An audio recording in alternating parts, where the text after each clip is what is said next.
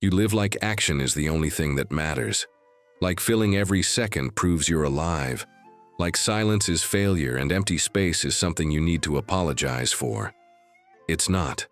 The most powerful thing you own isn't your effort. It's the pause before it. The breath between words. The 3 seconds before you grab your phone. The Japanese call this ma. The space, the interval, the gap that gives everything else meaning.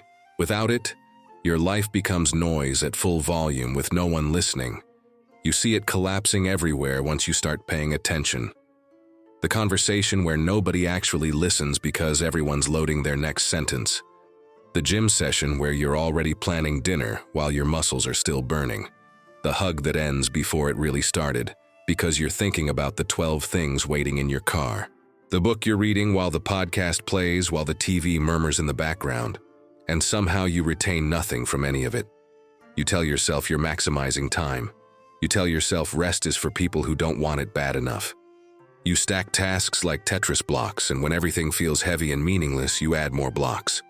You optimize your morning routine down to the minute and wonder why waking up feels like strapping into a machine. Here's what nobody tells you. The life you're running from catches up in the space you refuse to give it. The decision you're avoiding doesn't disappear because you filled your calendar. The conversation you need to have doesn't vanish because you stayed busy enough to justify skipping it. That feeling in your chest that something's wrong, that tightness you've learned to ignore, it's knocking. And filling every second with motion just turns up the music so you can pretend you don't hear it. Right now, somewhere in Japan, there's a potter sitting in front of a wheel. He's been working for 3 hours. His hands are covered in clay. And for the last 7 minutes, he hasn't moved. He's looking at the form in front of him, not thinking, not planning the next move, just looking. The clay is still wet. The wheel could spin again. But he understands something you've forgotten. The space between actions isn't empty. It's where clarity lives. This isn't about meditation apps or forcing yourself to sit still while your brain screams. Ma isn't manufactured calm. It's structural. It's the intentional gap you put between stimulus and response, between wanting and doing, between notification and reaction. It's the difference between a sentence that never ends and one that lands because it knew when to stop. And here's the truth that'll either save you or piss you off. Your discipline doesn't fail because you're weak. It fails because you never gave it space to breathe. His name is David, 37. Works in project management for a tech company that's always 6 months from a breakthrough that never comes. Makes decent money. Lives in a 1-bedroom apartment that still has boxes from the move 2 years ago.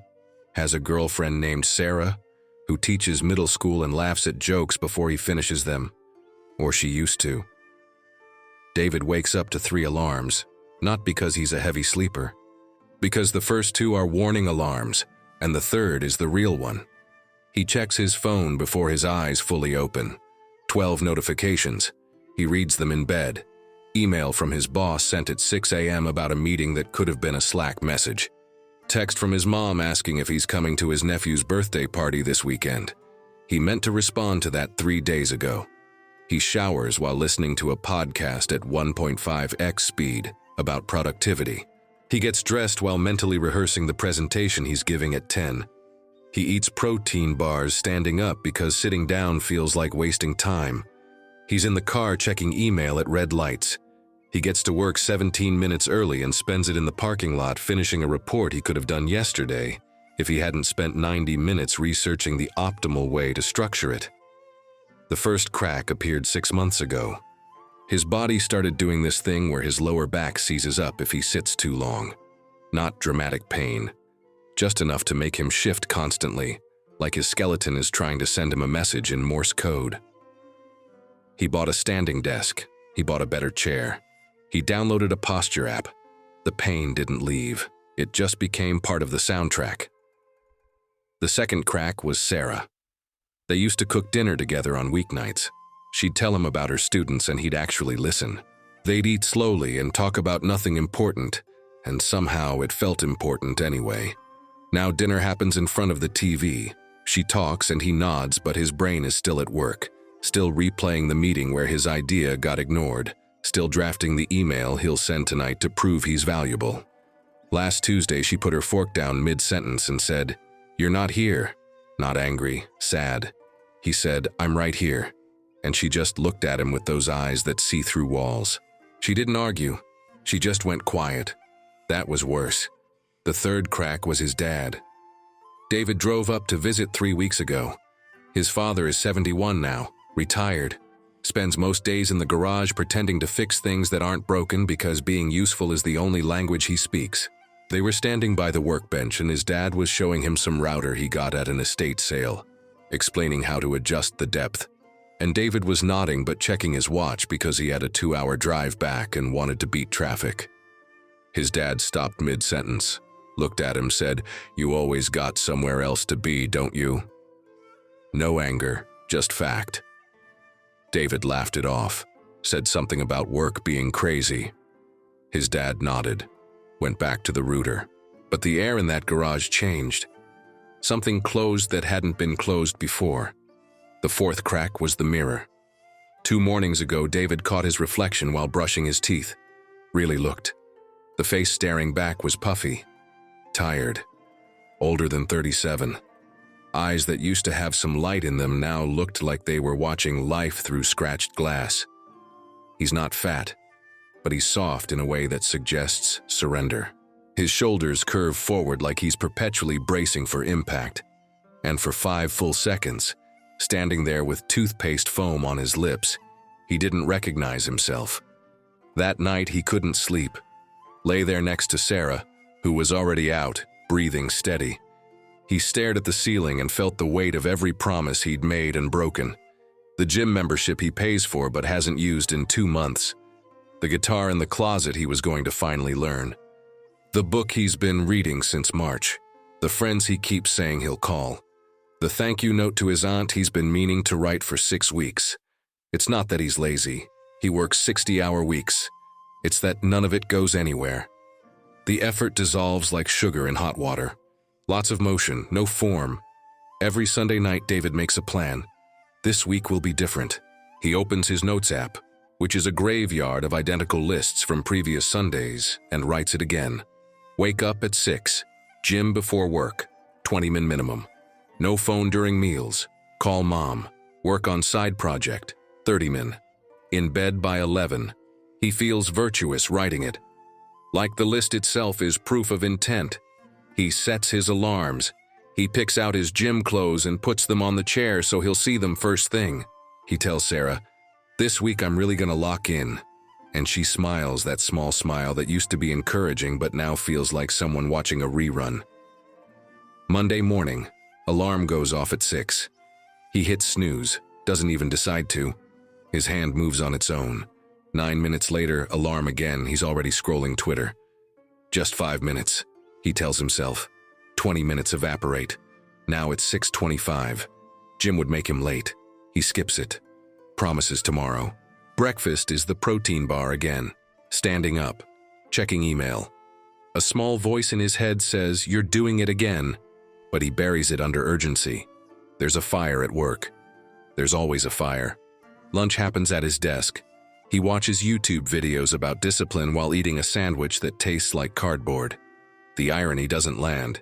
He's learning about discipline while actively avoiding it, but the video makes him feel like he's doing something. So he counts it as progress. Evening, Sarah makes pasta. He sits down with his laptop just to check one thing. She doesn't say anything, just eats quietly. After dinner, she goes to read in the bedroom. He stays on the couch, opens his side project folder, stares at it, feels that wave of resistance thick and heavy like fog. Switches to YouTube. Just one video to get inspired. 3 hours later, he's watching a guy restore a vintage motorcycle, and it's 11:47 p.m. He brushes his teeth angry at himself, gets in bed. Sarah's asleep. He lies there feeling like a fraud, promises tomorrow will be different. Sets the alarm for 6, closes his eyes. The cycle is ready to repeat. But here's the part that makes it lethal. He's not choosing any of this. Not really. The resistance doesn't feel like a choice, it feels like gravity. The moment arrives, time to go to the gym, time to make the call, Time to do the thing, and his body just navigates away. Finds the nearest exit. Phone, snack, email, YouTube. Anything but the gap between wanting and doing. He's discovered that modern life offers infinite ways to avoid that gap. They're called micro-escapes. Socially acceptable, even encouraged. Scroll Instagram for 15 minutes and call it staying connected. Watch productivity porn and call it research. Rearrange your task list for the 4th time today and call it planning. Buy a new planner, a new app, a new course, and call it investment. Clean your desk, organize your files, update your resume that you're not sending anywhere, and call it preparation. None of it is rest. None of it is progress. It's the space between them where you get to feel busy without being uncomfortable. The brain is simple. It wants ease now. The long-term stuff, health, relationships, purpose, doesn't scream. It whispers, and whispers lose to notifications every single time. The neurological pathway for grab phone has been carved deep like a canyon from repetition. The pathway for sit with discomfort is a dirt trail you haven't walked in months. Every time you choose the easy exit, you pave the canyon deeper. Every day, the trail gets harder to find. David knows this intellectually. He's read the articles, watched the videos, but knowing doesn't change the moment his alarm goes off and his hand reaches for snooze. Knowledge without space to act is just noise. It happens on a Wednesday. Not dramatic, quiet. David's in the kitchen making coffee. Sarah walks in, already dressed for work. She pours herself a cup, doesn't look at him. The silence is different this time. Not angry, resigned. "I think we need to talk," she says. Those 5 words hit different than he expects. Not because they're new, she's tried to talk before, but because her voice is flat. No frustration, no hope, just fact. They sit at the table. She wraps both hands around her mug like she's cold. "I don't think you're here anymore," she says. "Not really. You're in the apartment. You're next to me.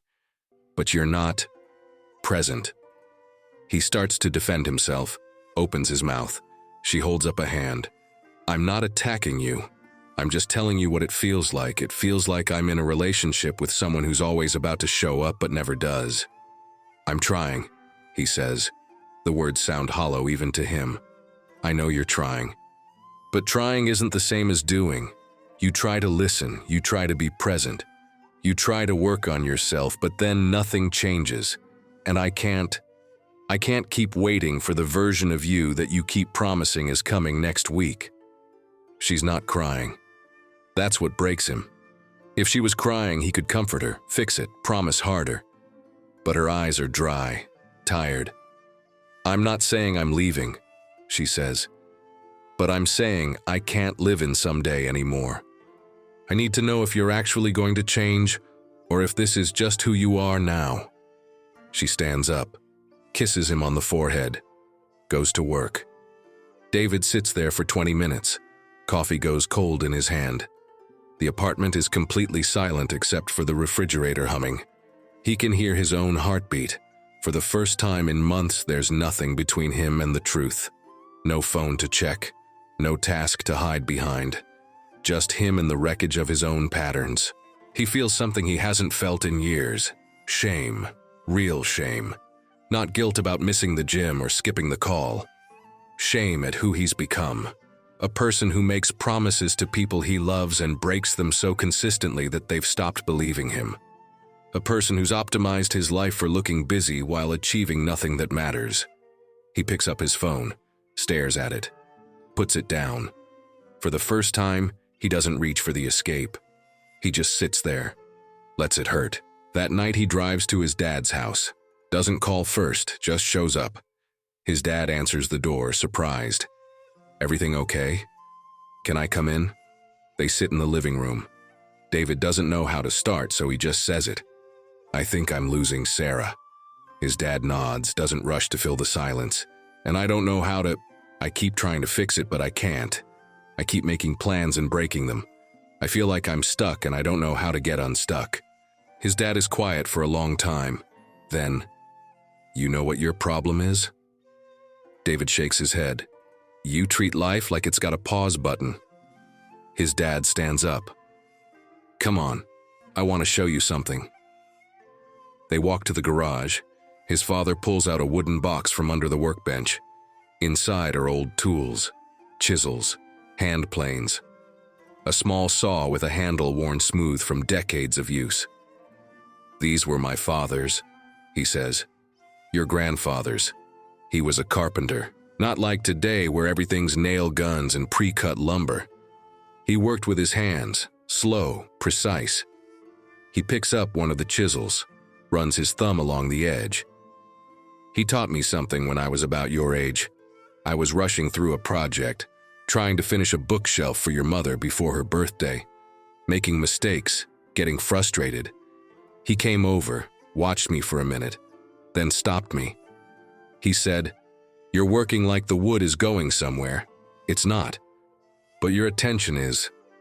David's dad sets the chisel down carefully. "He taught me about ma. It's a Japanese word.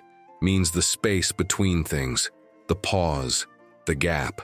He said most people think the work is in the cutting, but the real work is in the moment before you cut. That's where you decide if you're making something good or just making something fast." He looks at David. "You're living your whole life in the cut.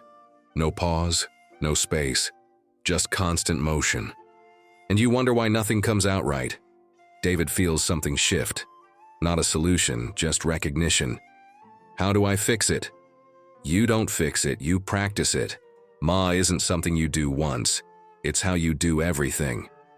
His dad closes the box. "Your grandfather used to say, 'The space between breaths is where you find out if you're alive or just moving.'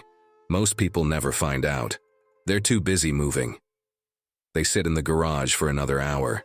His dad doesn't give him a system or a plan, just talks about the times he caught himself rushing, the times he missed moments because he was already thinking about the next thing, the time David's mother got sick and he realized all the conversations he'd been too busy for were gone, and he couldn't get them back. "Things end," his dad says quietly. "People change. Opportunities close. You think you have time, then you don't. That's not me being dark. That's just true. And the only weapon you have against it is paying attention while it's happening." When David leaves, his dad walks him to the car. "Start small," he says. "Don't try to become a monk. Just practice the pause before you reach for your phone, before you respond in a conversation, before you run from discomfort. Just pause. See what happens." David drives home with the windows down, doesn't turn on music, just drives, feels the air, thinks about nothing. For the first time in months, it doesn't feel like wasting time. Here's what's happening in your brain when you can't follow through. You have two systems. One wants immediate relief, ice cream, phone, Netflix, snooze button. It's fast, automatic, loud. The other wants long-term good, health, connection, meaning. It's slow, requires effort, quiet. The immediate system always wins unless you insert space between the trigger and the action. Without that gap, you're not choosing. You're just reacting. The craving shows up and your hand moves before your brain gets a vote. Ma is that gap. The pause. It's not about resisting the urge. It's about creating 3 seconds where your slow brain can catch up to your fast brain. 3 seconds where you can actually decide instead of just react. Every time you practice the pause, you're building a new pathway. At first, it feels impossible, like trying to stop a train with your hands. But neural pathways aren't permanent. They're use-dependent. The more you walk the new trail, the clearer it gets. The old canyon doesn't disappear, but it stops being the only option. The trick isn't willpower. Willpower is finite. Runs out by 3 p.m. The trick is structure. You don't need to be strong in the moment. You need to build moments where being weak doesn't cost you everything. His dad's words stick. Start small. Practice the pause. David decides to try something so simple it feels stupid. Before he picks up his phone, he'll take 1 full breath. That's it. In through the nose, out through the mouth. Then he can check whatever he wants. First morning, alarm goes off at 6. Hand reaches for phone. He catches himself, stops, breathes, in, out, picks up the phone, checks it anyway, Scrolls for 15 minutes. He feels like he failed, but he didn't. He practiced the pause. The content of the action didn't change yet, but the space before it did. Second morning, same thing, alarm, reach, pause, breath, phone. But this time, in that breath, he feels something. A tiny moment of choice. Not big enough to change his behavior, but big enough to notice it's possible. Third morning, the pause is longer. 2 breaths. And after the second one, he puts the phone back down, gets up, goes to the bathroom, splashes water on his face. The morning feels different, quieter, less like being pulled by a chain. He applies the same rule everywhere. Before responding to Sarah, 1 breath. Before checking email at a red light, 1 breath. Before grabbing a snack he doesn't want, 1 breath. Before opening YouTube after work, 1 breath. Most of the time, he still does the thing, but the pause creates a crack in the automation. And in that crack, clarity starts growing. By the end of week 1, something strange happens. He's having dinner with Sarah. She's talking about a kid in her class who brought a lizard for show and tell. Normally, David's brain would be elsewhere, but he practices the pause. Before he drifts, he breathes, comes back, actually listens, laughs at the right part. She notices. Doesn't say anything, but her face softens. That night she reaches for his hand while they're watching TV. Small thing. Means everything. His dad calls him 2 weeks in. How's the pause going? It's weird. I feel like I'm moving slower, but I'm actually getting more done. Good. Now I'm giving you a challenge, 30 days. 1 physical action every day that you've been avoiding. Doesn't matter how small, just has to be real. And before you do it, pause. 3 full breaths. Then act. David thinks about it. What if I miss a day? His dad's voice is calm, firm. 1 missed day is human. 2 becomes a direction. Don't miss 2. David picks his action. 20 push-ups. That's it. Not a full workout. Not a gym session. Just 20 push-ups every morning. Before he checks his phone. After the pause. Day 1. He gets on the floor, does 10, arms shake, does 5 more, stops, breathes, finishes, feels ridiculous but also awake. Day 4. Sarah walks into the living room while he's mid-push-up. What are you doing? Practicing, he says. She smiles. It's the first real smile he's seen in weeks. Day 8. He forgets, wakes up, goes straight to phone, realizes at 9 a.m., feels like he failed. Then remembers, 1 missed day is human. He drops at lunch, does them in his office, door closed, coworker knocks, asks if he's okay. He is. Day 15. The push-ups stop being hard. Not because he's stronger, because the resistance before them is gone. He doesn't think about it, doesn't negotiate, just does them. The pause, the breath, the action. Automatic now, but in a different way. Day 23. Sarah tells him she's noticed he seems different. Calmer, more there. He doesn't explain the push-ups or the pause or just says, I'm trying. I can tell, she says, keep going. Day 30. He finishes the last push-up and sits on the floor. Realizes he's not out of breath. Realizes he hasn't checked his phone yet. Realizes the morning feels like it belongs to him instead of him belonging to it. His dad texts that night, You finish? Yeah. Good. Now pick another one. 3 months in, David is different. Not radically, not obviously, but structurally. He still works too much. Still gets stressed. Still reaches for his phone more than he should. But the autopilot is broken. Between impulse and action, there's space now. And in that space, he chooses more often than he reacts. One Saturday, Sarah asks if he wants to go visit his dad. He almost says, I have so much to do, but he pauses, breathes, realizes the work will never be done. The list is infinite, but this moment is finite. Yeah, let's go. They drive up, spend the afternoon in the garage with his dad.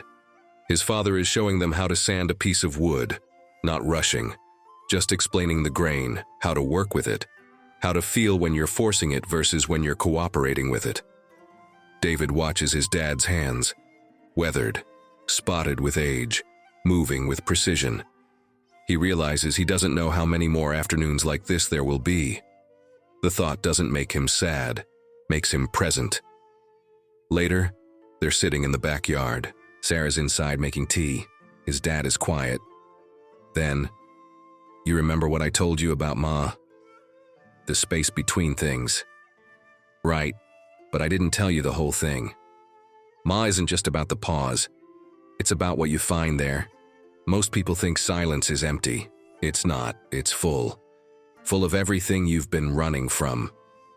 That's why people avoid it. They think the discomfort is the problem, but the discomfort is the message." David nods. "What's the message?" His dad looks at him. "That you're alive. And being alive means feeling all of it. The good, the hard, the boring, the painful. Ma is where you stop running and start living." Sarah comes back with tea. They sit there as the sun sets. Nobody's on their phone. Nobody's rushing to the next thing. Just three people in the space between moments, paying attention to the only thing that exists, now. David still sets 3 alarms, but now he wakes up before them. The gym membership isn't wasted anymore. He goes 3 times a week, not for aesthetics, for the pause, for the proof that he can show up when he said he would. His back stopped hurting, not because of a miracle, because he stopped sitting in front of screens for 12 hours straight, because he pauses now, stands, stretches, breathes. Sarah's still there, not because he became perfect, because he became present. They cook dinner together again. She talks, he listens. Actually listens. Sometimes he still drifts, but he catches himself now. Comes back, and she knows the difference. His dad's 72 now. They talk twice a week, real talks, not everything's fine talks. Last month his father fell in the garage, small fall, bruised hip. David drove up the same day, spent the week there, helped him reorganize the tools. They didn't talk much, didn't need to. The space between them was full. At work, David still deals with the same fires, but he doesn't confuse urgency with importance anymore. When someone says, "I need this today," he pauses, asks, "Why?" Half the time it can wait. The other half, he does it. But he does it from choice, not fear. The side project? It's real now. Not because he found time, because he stopped waiting for time and started making space. 20 minutes a day, sometimes less, but consistent. The compound effect is real. He still fails, misses workouts, snaps at Sarah, scrolls when he shouldn't. But the failures don't spiral anymore. He catches them, pauses, corrects, keeps moving. 1 missed day is human. 2 becomes a direction. He doesn't miss 2. Last week he was at his nephew's birthday party. The kid turned 7. David was sitting on the floor playing with Legos.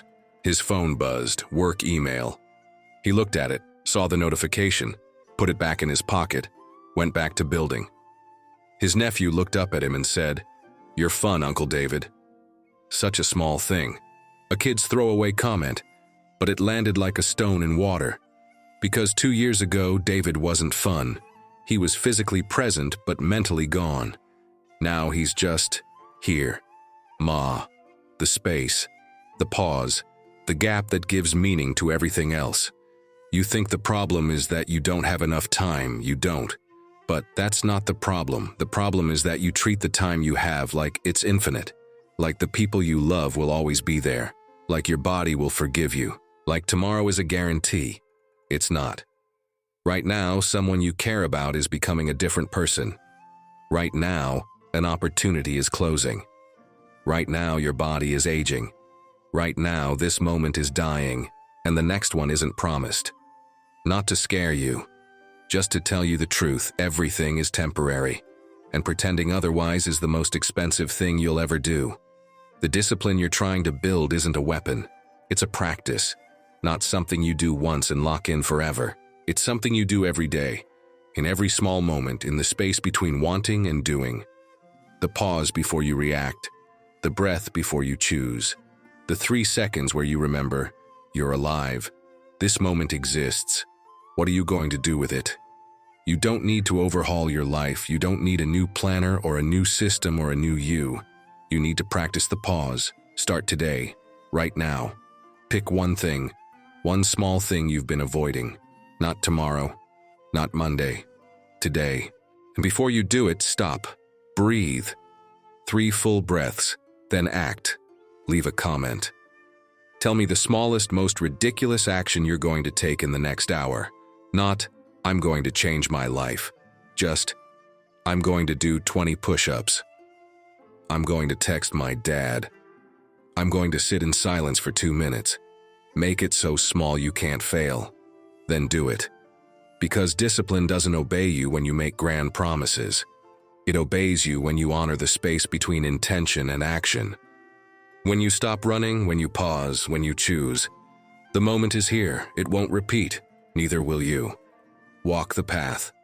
Honor the pause. Become the space.